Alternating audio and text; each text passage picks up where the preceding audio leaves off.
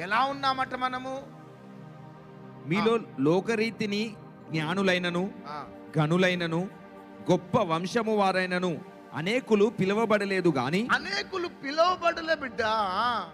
ఏ శరీరియు దేవుని ఎదుట అతిశయింపకుండునట్లు జ్ఞానులను సిగ్గుపరచుటకు లోకములో నుండు వెర్రివారిని దేవుడు ఏర్పరచుకొని ఉన్నాడు. హల్లెలూయా. చదవాలా?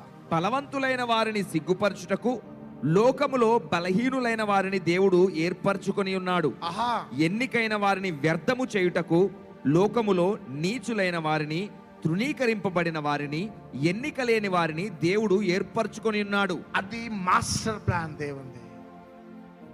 జ్ఞానవంతులు సిగ్గుపరచబడటానికి, నేను జ్ఞానవంతుణ్ణి అనేవారికి, వారిని సిగ్గుపరచడానికి బెర్రివాడైన నిన్ను దేవుడు ఎన్నుకున్నాడు. ఆమేన్. చప్పట్లు కొట్టండి అంత. నేను బలవంతుణ్ణి, I can do all things నా బలము ద్వారా అంటే నో.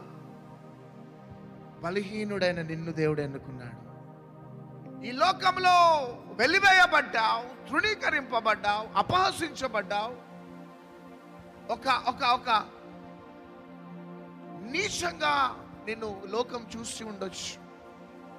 కానీ దేవుడు నిన్ను ఈరోజు రక్షించుకొని పిలవటానికి కారణం, ఎన్నికైన వారిని సిగ్గుపరచడానికి ఎన్నిక లేని నిన్ను దేవుడు ఎన్నుకున్నాడు. ఇది మనం ఎప్పుడు కూడా మర్చిపోవద్దు.